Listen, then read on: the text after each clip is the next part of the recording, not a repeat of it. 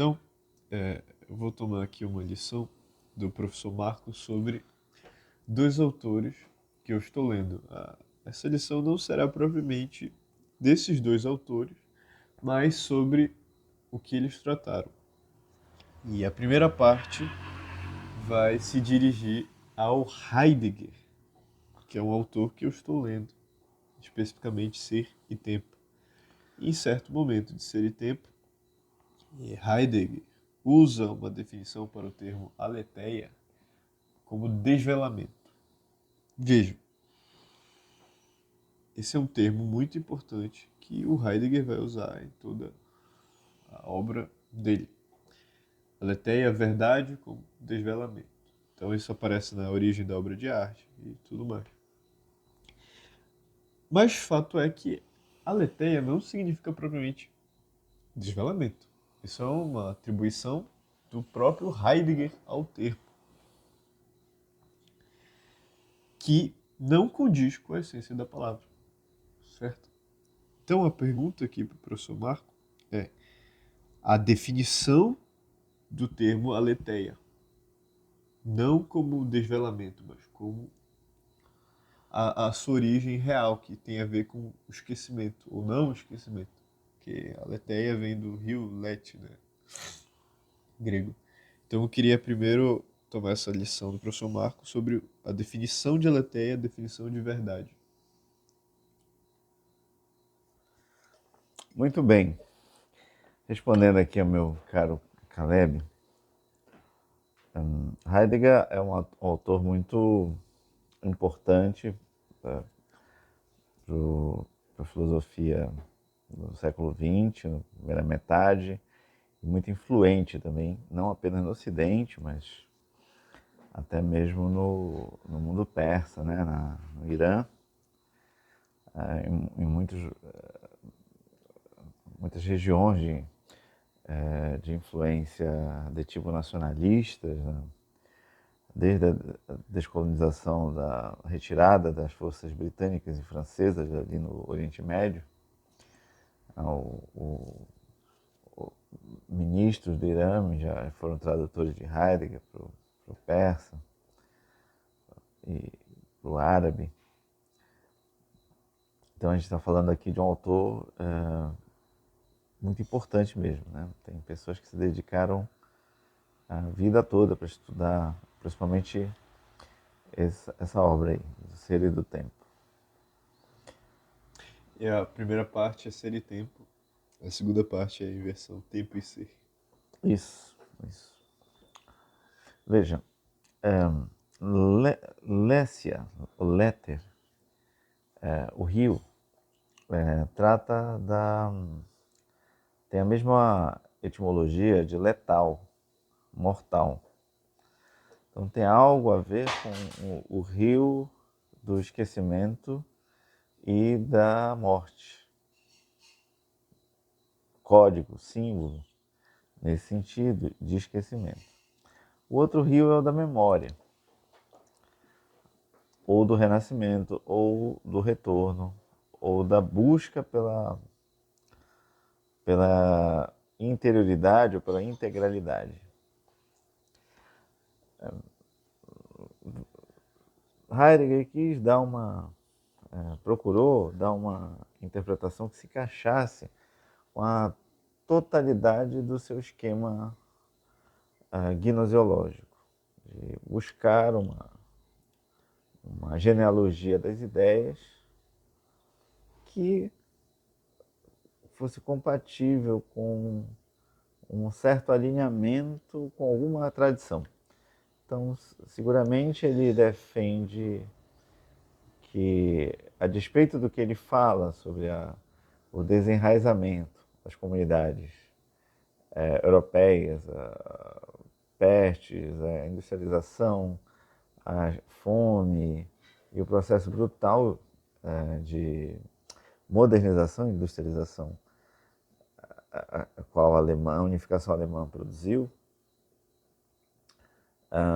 esse desenraizamento teria como um pano de fundo não apenas esse fato de contingencial dessas migrações desses povos do interior do campo para a cidade. Mas também implicaria numa certa visão do que ele chama de Dasein, né? do estar aí. Ser aí, né? Exatamente, do ser aí, de uma certa proposta gnoseológica de, de destino, uma certa forma de ser ou de estar que não seria possível o homem ele não poderia evitar, seria algo que o homem sofre, um tipo de patos. Por outro lado, veja, Alícia, o termo grego, a gente está falando em aletheia, Alícia é uma das formas da palavra verdade. Você tem nas escrituras, por exemplo, no no Novo Testamento, a pergunta de Pilatos, né? O que é a verdade? Jesus responde, a verdade sou eu. O que é veritas, né? Esse veritas, em grego, aparece como Alícia, como aletheia, que em hebraico essa palavra tem um outro sentido ainda, que é emuna. Então a verdade, emuna fundamentalmente em hebraico significa cumprir uma promessa. Então as três formas de verdade e de tradução são perfeitamente compatíveis e complementares, elas são autoexcludentes. Ele diz veritas no sentido legal do direito romano, da verdade como algo que aconteceu. Então você acordou e vestiu uma calça amarela. Isso é veritas se aconteceu. Se não aconteceu, é in veritas. Então, portanto, é algo relativo ao passado. No caso da tradição hebraica, é o cumprimento do presente de uma promessa do passado. É a atualização de uma promessa. E a aletheia, nesse sentido tradicional grego, Alícia, significa verdade como manifestação do logos, da razão. Então veja que a gente está longe aí desse termo que, na verdade, Heidegger procura ressignificar, né?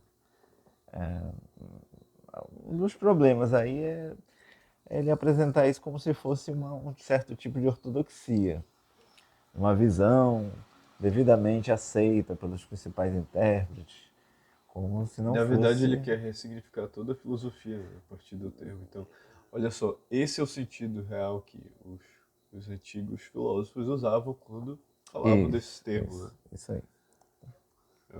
Ou seja, algo na realidade está coberto e precisa ser desvelado, precisa tirar o véu. Ou seja, as coisas, os conhecimentos das coisas estão ocultos. Como se a verdade fosse algo oculto que precisa ser Sim, retirar o véu. sim. Mas o fato é que a verdade ela está manifesta. Se manifesta e muitas vezes é auto-evidente, né? Perfeito. E aqui já vai entrando no outro autor, que de algum modo vai fazer uma interseção entre isso, que é o Eric Feiglin, especialmente em Ordem e História, e claro, que outros textos fundamentais. Que ele fala que a relação do homem com a verdade, no ser, ou seja, na existência, no existir, faz com que ele não esteja desorientado existencialmente. De tal modo que a existência humana é subir os graus, adentrar em profundidade no ser, na existência, em adequação com a verdade Então, o, o Eric Fögling, quando ele vai falar disso, ele usa o termo participação, ou seja, participação do ser, e parceria divina. E essa parceria divina é a adequação do intelecto à verdade, do Fögling. Ou seja, a adequação do homem com a verdade faz com que ele se oriente na existência. E quando o homem não tem esse grau de participação, ele torna-se um alienado ou alguém desorientado existencialmente. E a participação, segundo Fögling, é o ato pelo qual o homem se integra à realidade. Ou seja, é o que faz o homem se inserir na realidade.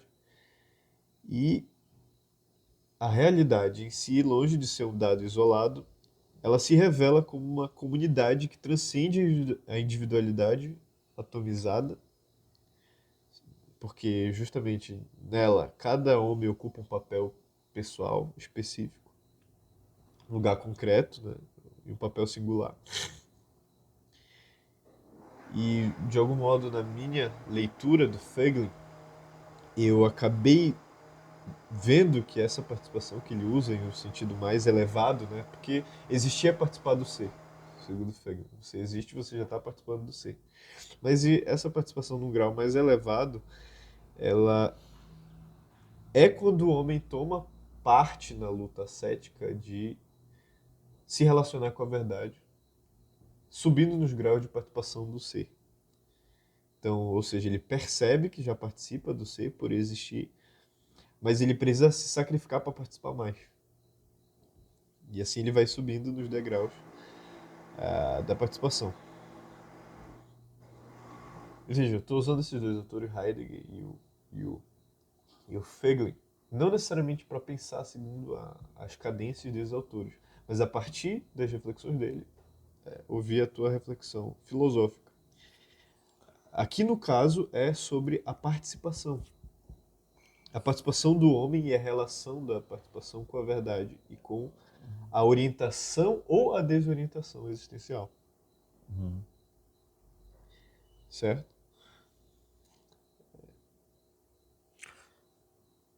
É isso aí? Veja, a partir da, da resposta de Jesus Cristo, o que é a verdade, e ele dizer que é ele, quer dizer, então a verdade não é necessariamente um fato passado, ou um fato presente, ou um fato futuro. Ela é o próprio Logos, quer dizer, ela é a própria razão, universal, que está além do universo. Então, de um certo modo, a participação na realidade é uma certa atualização de participação para com a vida, para com o real. Aristóteles ensinou que o real, o campo do possível, expresso na poética, ele tem uma autonomia relativa em relação ao fato. Coisas que acontecem não são necessariamente tudo que acontece é porque foi possível de acontecer. E o que acontece não desacontece. O fato de não desacontecer significa que ele, de certo modo, naquele momento, participa de algum modo, de forma equívoca, da eternidade. Então, a participação na eternidade pelo que acontece já indica, simplesmente pelo fato de não desacontecer, que existe uma relação entre o ser e a consciência do eu. Se eu tenho consciência de mim e eu estou dentro do universo, significa que o universo, de certo modo, tem algum nível de autoconsciência. Essa autoconsciência se atualiza à medida que o sujeito é capaz de vislumbrar o possível.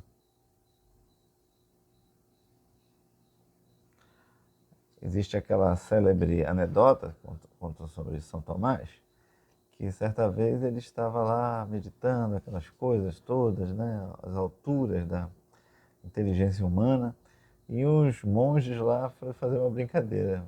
Venha, venha, venha, Tomás, venha ver aqui na janela. O que é? Não, vem, não, olha aqui. Tá chovendo vacas. Tem uma vaca aí Tá voando, chovendo vacas. chovendo aqui. Aí ele foi lá, se empolgou, foi lá e olhou. E eles ficaram caçoando, né, dele ser tão crédulo, né? E ele teria respondido, né, mas é preferível que chova vacas do que É mais possível acreditar que chova vacas um monges monge mentir. mentirem, né?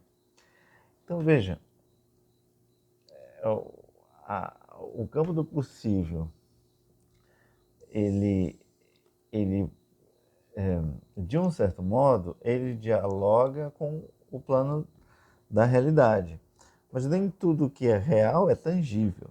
Você tem coisas que são reais, mas são inconcebíveis. Então, essa incognoscibilidade e essa possibilidade de conhecimento é que está a consciência humana.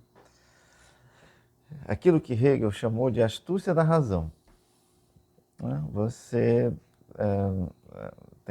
tem certos limites entre a mentira, por exemplo, e a verdade, em que o homem vive nesse lusco-fusco.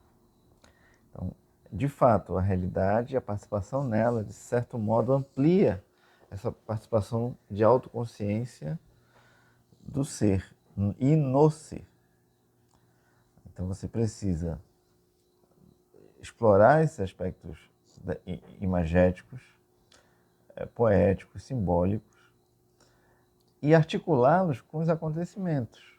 Na verdade, você vai fazer a chave e interpretação da sua vida a partir dessas imagens na filosofia platônica que você tem do fantasma, né? Aquilo que você apreende do campo possível.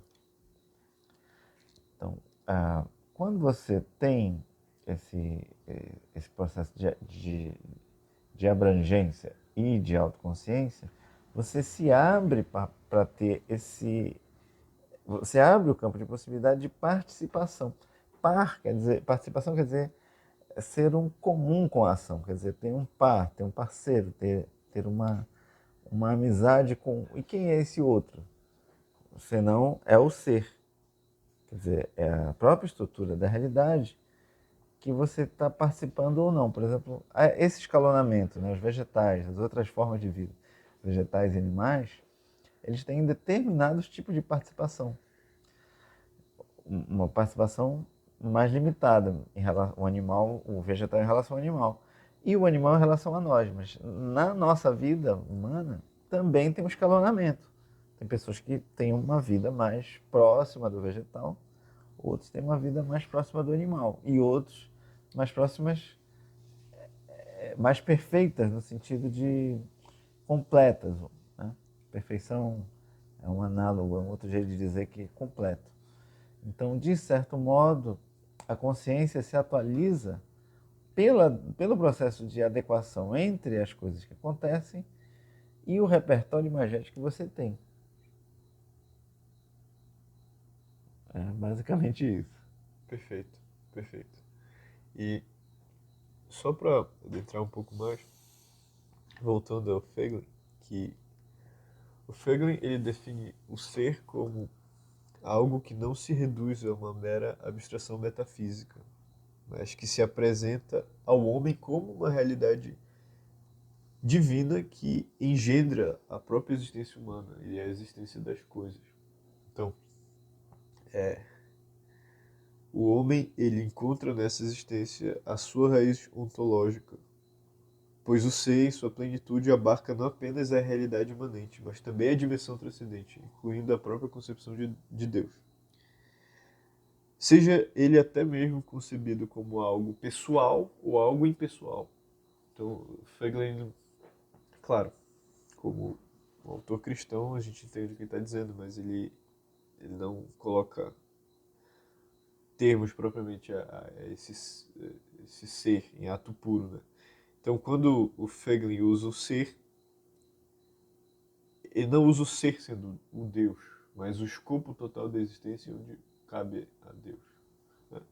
Então, eu queria ouvir de ti a definição de ser, certo? Essa é a do Feiglin em resumo. Mas eu queria ouvir de ti o ser, ou seja, o que é isto, o ser?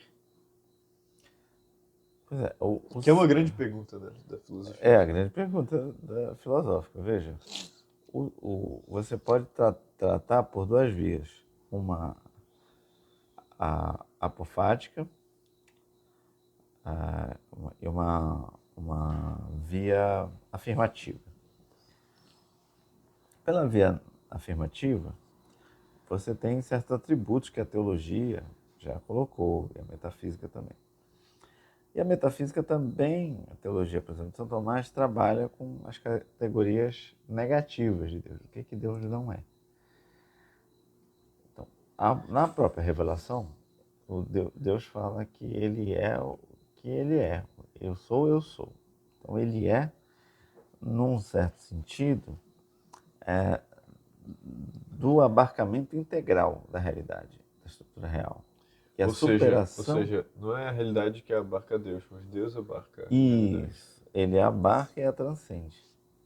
Quer dizer, ele é, portanto, todas as coisas de algum modo têm ligação com ele, porém, essa ligação não é uma relação do mesmo tipo, mesma intensidade e grau. Basta você pensar que na própria estrutura humana você também está fazendo coisas que você não está no mesmo nível de atenção, de comprometimento e de automatismo que em outras situações. Você está dirigindo na estrada, você está lá com a sua família lá, mas está conversando, tá ouvindo música. E você não está no mesmo. Você, embora seja a mesma pessoa, você não está no mesmo grau de presença que está num restaurante e vai pedir em casamento a sua noiva. Da mesma maneira, é análoga o processo de participação de Deus, né? ou do ser. O Heidegger vai buscar esse ser que se molda, como se ele fosse autocriativo. Daí esse deslocamento do ser do risco de se deslocar o ser para o centro do umbigo. Quer dizer, você tem uma visão antropocêntrica, de certo modo, ainda que você tente usar uma demarche metafísica. O que é uma pena, porque a própria estrutura humana já demonstra, a estrutura da consciência humana e da vida humana já demonstra que ela não pode ser a, a, a, o elemento central do universo. Né? Perfeitamente. O que é o contrário do que você vê na tradição revelada, no magistério da igreja, né? Os elementos que indicam que é justamente o processo de participação, de entendimento ou de aceitação é que produzem esse abarcamento de você ser quem você já é. E não o contrário. Quer dizer, não é você que vai se moldar a si mesmo, é, é essa abertura a você ao ser, é que você se conforma com a verdade e com a verdade do seu ser. Então, o ser humano, de certo modo, ele só é ser em sentido equívoco, quer dizer, a participação no ser. E é justamente isso que o Feiglin ele define como parceria Isso, com o exatamente. ser, né? Ou seja, parceria com o próprio Deus, né? Isso. Existem várias linguagens para isso, né? Religiosas, através do tempo, mas é uma, é uma, é uma parceria é uma palavra boa. Agora, indo dessas questões da verdade, do ser, da participação no ser e da parceria divina, e agora até um pouco desenvolvendo as reflexões que nós já estávamos tendo sobre contemplação amorosa. A contemplação amorosa, aquilo que possibilita a unidade do ser com o conhecimento e, portanto, com a realidade que está presente.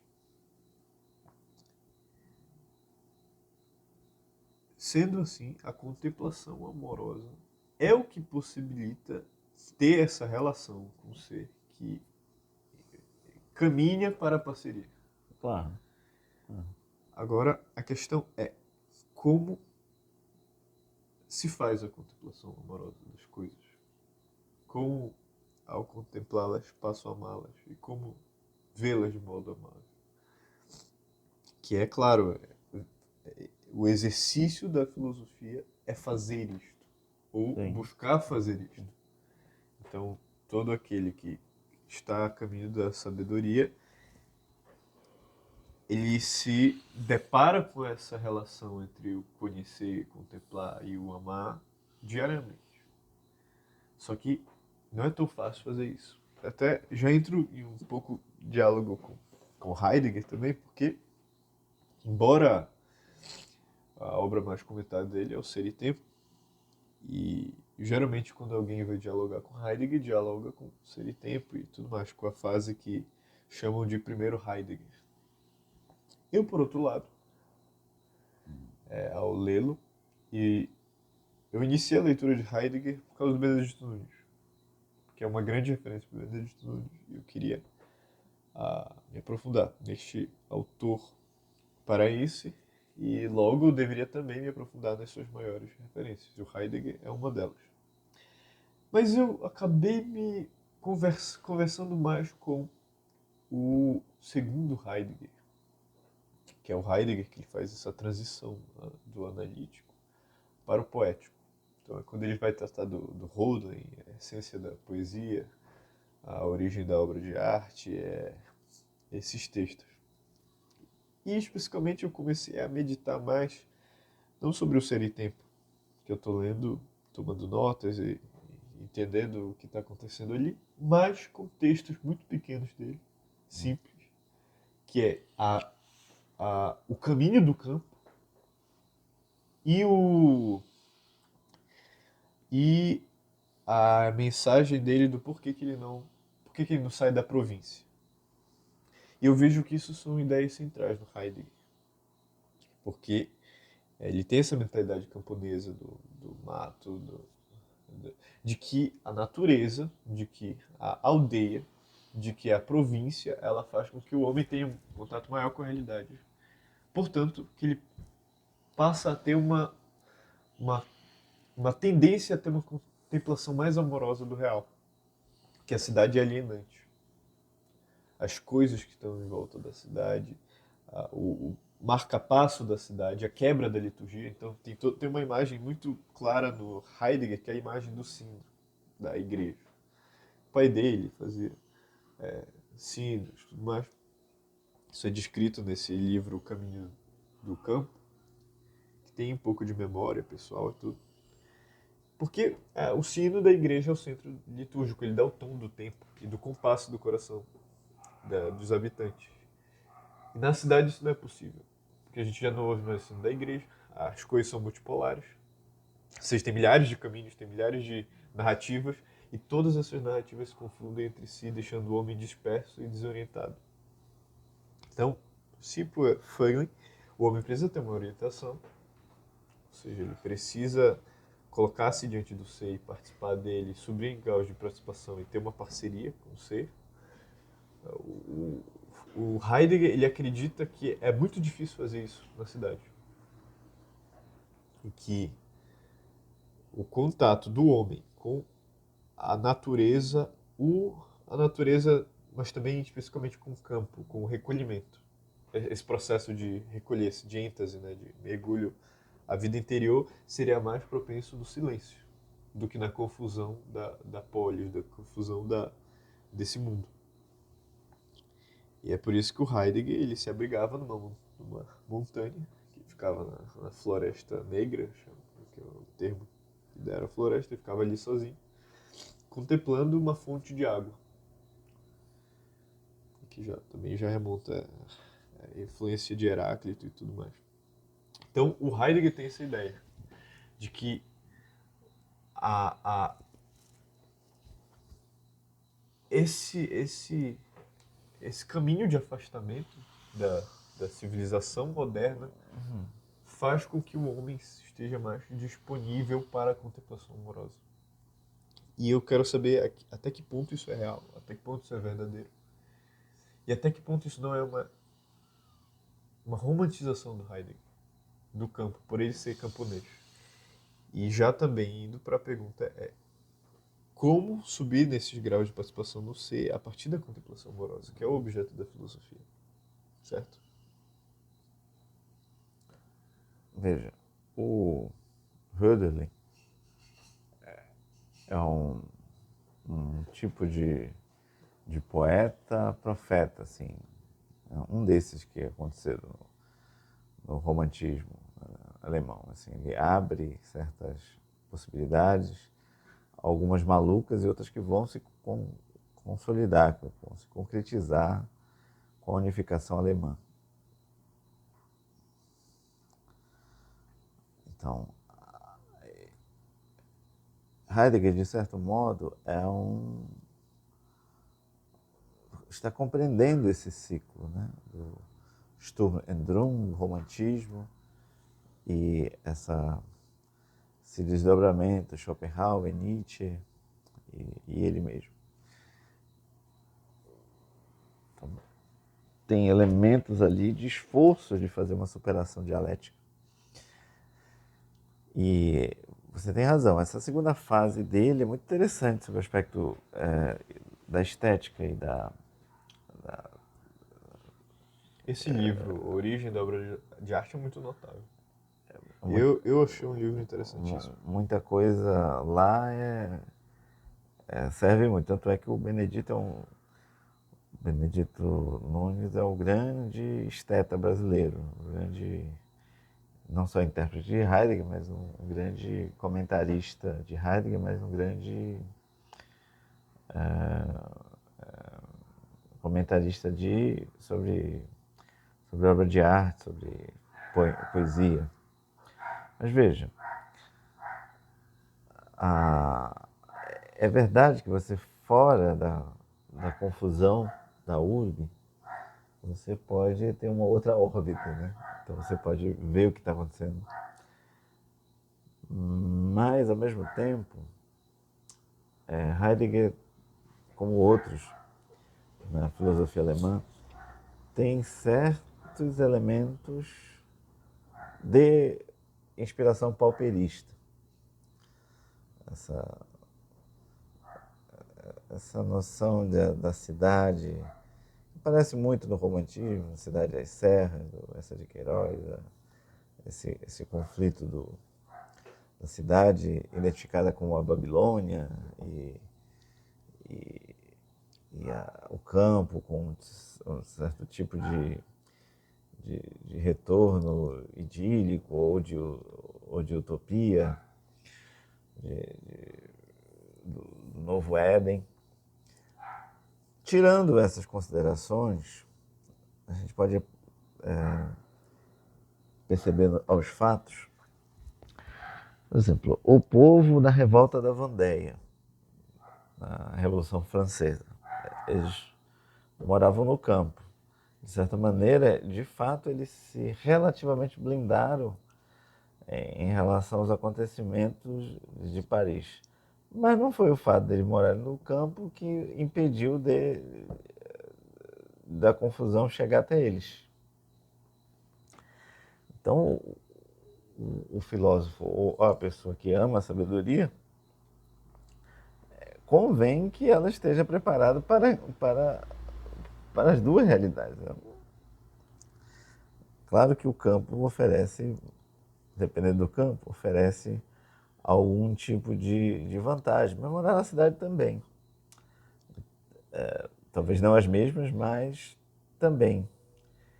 Então é uma certa dose Porque de a idealização também. estrutura da cidade ela protege o homem de diversos perigos. Então, Sim, por sim. exemplo, a escuridão da mata, os animais, a- até a saúde. Então, veja, na cidade, se eu tiver um problema aqui do coração, eu vou aqui no hospital e tudo mais. Coisa que não é muito possível no campo. Então, a cidade é uma faca de dois gumes, porque ao mesmo tempo que ela ampara, ela também é alienante. E ela também dispersa. Né? Sim. É claro que se você for ver as pessoas do ela, interior. ela também aumenta a complexidade das relações humanas. Né? Ela aumenta essa Sim, sim, complexidade sim. e também diminui o trabalho físico, né? Ou seja, o sujeito do campo ele precisa ter uma consciência muito mais aguçada sobre as coisas mais práticas, né? Sim, sim. Mas veja, se o sujeito é um estivador da cidade, ele também vai ter um contato de lubrificação com o corpo, né? Mas,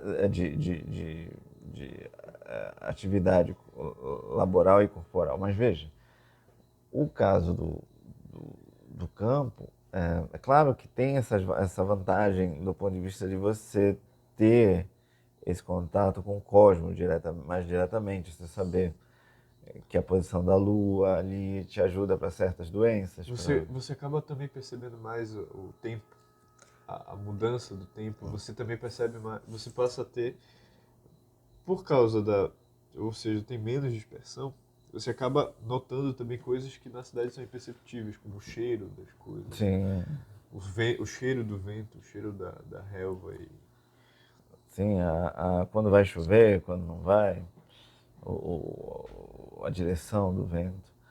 Mas veja, isso para atividade contemplativa, é claro que pode facilitar se você é um religioso.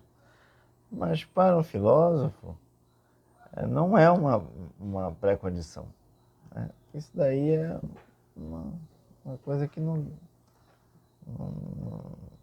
dá para sustentar. Muito difícil sustentar. É. Porque você tem que trabalhar, tem que pagar as contas, tem que. Não, e também o primeiro. Não, eu digo, não dá para sustentar essa posição do Heidegger, porque do- o primeiro filósofo, ele morava onde? Era no campo? Não, Atenas. é uma cidade mais civilizada do mundo da época dele. Então isso aí esse contrafactual aí dele é meio difícil de sustentar. Mas como eu falei, existe também toda essa tradição heresiarca anterior, que vai dar no pauperismo, essa coisa de defender que o campo tem essa superioridade, que os românticos vão retomar isso daí, e que os alemães tendem também a ter essa, esse tipo O próprio Hitler, né? de preocupação. O Isso, próprio Hitler tinha. Isso daí era muito claro nele. sim. Esse romantismo em relação ao campo, os camponeses. O povo, né? É. O povo da cidade, o povo campesino. Inclusive o Heidegger narra uma história que o maior prêmio de reconhecimento que ele teve não foi os prestígios que ele teve na universidade, mas foi como uma senhora do campo falou que lá na província dele, lá do lugar onde ele ia, nas montanhas, falou que era muito bom ouvir o professor, que era o Heidegger, que ele tinha uma amizade com essa senhora. E ela sempre perguntava onde é que está o professor. Isso para ele era. Mais do que suficiente para se sentir lisonjeado. Né? Daí voltando para a questão amorosa, certo? Perspectiva do Heidegger, o romantismo, a alienação da cidade, mas também encontrar dentro do caos da cidade momentos contemplativos, ou seja, de recolhimento e expansão, que é o grande drama humano, né? Que é o entre o Monte das Oliveiras e Jerusalém. Então Cristo está lá no Monte das Oliveiras fazendo sua oração sozinho, mas volta para Jerusalém, volta para Sidom, volta para a cidade. Ou seja, sístole e diástole, expansão e retração, né? Recolhimento e Sim, manifestação. isso faz parte da dinâmica do estudioso ou do filósofo, né? De você fazer esse momento de abertura, que você vai ouvir as pessoas, um momento de recolhimento. Mas e se não tiver uma caverna, não tiver uma praia isolada, você vai ter que encontrar alguma morada dentro da sua, do seu campo real de atuação. O que é mais difícil, eu reconheço, mas Mas é um problema que o sujeito vai ter que vai ter que resolver. lidar. Muita das questões da vida intelectual é isso, né? Exatamente, você trazer para o lado, trazer o universal para o particular.